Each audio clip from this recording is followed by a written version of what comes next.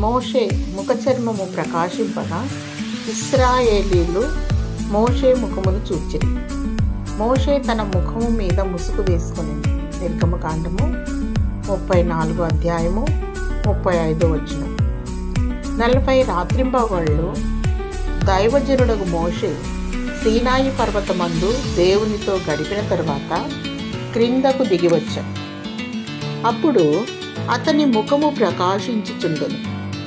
ప్రజలు తేజస్సును చూడలేకపోయేది కనుక మోషే ముఖమునకు ముసుగు వేసుకొనెను.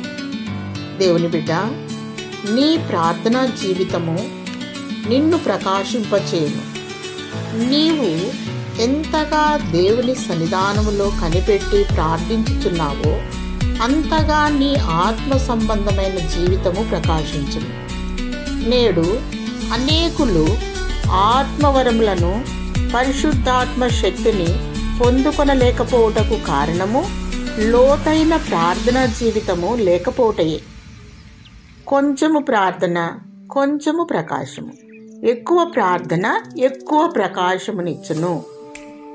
ఆనాడు మోషే ముఖము ప్రకాశించెను. రూపాంతర కొండలో క్రీస్తు ముఖము ప్రకాశించెను. మొదటి హతసాక్షిగా మరణించిన స్టెఫెను ముఖము ప్రకాశించెను. ఈ ముగ్గురు జీవిత విశేషాలు మనకు తెలుసు. దేవుని మహిమను చూడగోరిన మోషే కోరికను దేవుడు మరణించెను. అతడు, దయచేసి నీ ముఖమును నాకు కనుపరచుము అనగా, ఆయన నా మంచితనమంతయు నీ ఎదుట కనుపరచుదను. యెహోవా అను నా నామమును నీ ఎదుట ప్రకటించదను. నీవు నా ముఖమును చూడజాలవు.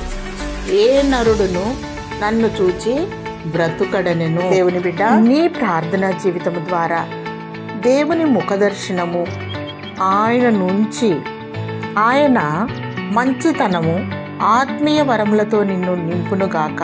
ఆమేన్.